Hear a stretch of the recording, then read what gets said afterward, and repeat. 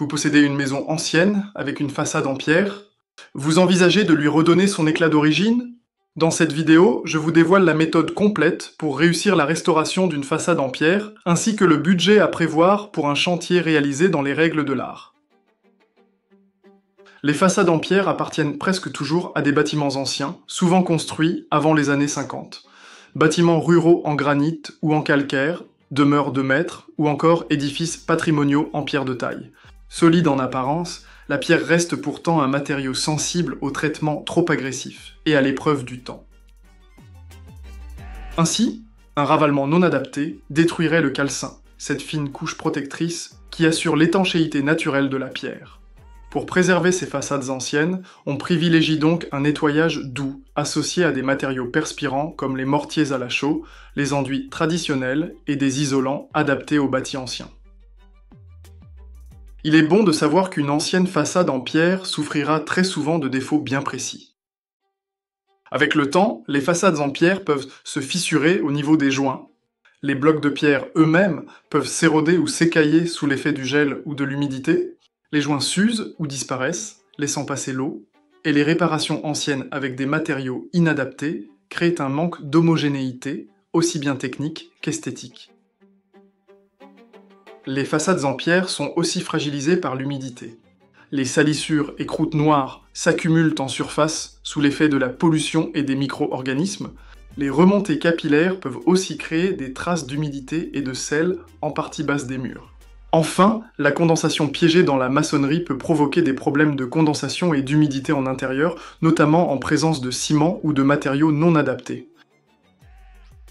Face à de tels désordres, il est impératif de confier votre façade à une entreprise spécialisée capable de rénover les murs sans les abîmer. Voyons ensemble les principales étapes d'un tel ravalement extérieur. Tout commence par un diagnostic précis. Il sert à repérer aussi bien les désordres visibles que ceux plus discrets. Fissures, pierres abîmées, joints usés, zones humides. Grâce à cette analyse, on détermine les bonnes méthodes et les bons matériaux, surtout lorsqu'il s'agit de bâtiments anciens ou classés. Après le diagnostic, la première étape consiste à nettoyer la pierre. On commence par retirer les dépôts en surface, poussière, mousse et végétaux. Selon l'état du support, différentes méthodes peuvent être utilisées. Un brossage doux, un aérogommage ou encore un hydrogommage pour éliminer les encrassements plus tenaces. Après le nettoyage, vient l'étape du piochage et de la réparation.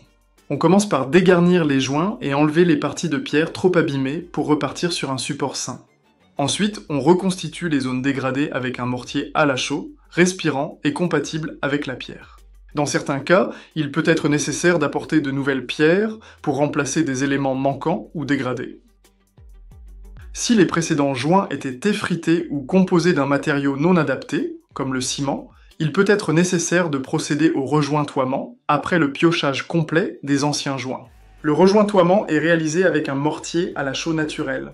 Ce sont les joints qui assurent l'étanchéité d'un mur en pierre, d'où la nécessité d'utiliser des matériaux adaptés et posés dans les règles de l'art.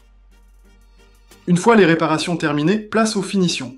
Selon les besoins, il est possible d'appliquer un badigeon ou un lait de chaux pour un rendu harmonieux qui met en valeur la pierre et respecte son caractère authentique. Si les pierres sont déjà uniformes, l'application d'un traitement reminéralisant permet d'assurer l'étanchéité parfaite des surfaces, ce qui retardera l'apparition de salissures et protégera durablement la façade des intempéries.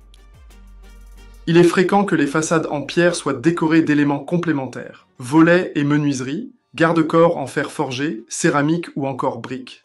Ces éléments sont bien évidemment rénovés ou restaurés lors du ravalement, afin de garantir le parfait esthétisme de la façade et de conserver ses qualités architecturales. De même, il est essentiel de bien rénover les ingris, notamment les descentes de gouttières, pour assurer la parfaite étanchéité de l'ensemble. Parce qu'il s'agit d'une façade ancienne et patrimoniale, la rénovation de la pierre représente un investissement à part entière. Voyons maintenant ensemble quel budget prévoir pour un ravalement en pierre. Le ravalement de la pierre est souvent nettement plus coûteux qu'un enduit de façade. En moyenne, le prix d'un tel ravalement se situe entre 200 et 300 € par mètre carré. Pour une façade de 80 mètres carrés, cela représente par exemple un budget compris entre 16 000 et 20 000 € selon l'état du support et les éléments à rénover. Le prix d'un tel ravalement dépend de nombreux critères, la surface, la nature et l'état de la pierre, le nombre d'étages, ou encore les éléments à restaurer comme les volets ou les modénatures. Sur un bâtiment classé, il peut être plus élevé en raison des contraintes et des finitions particulières à respecter.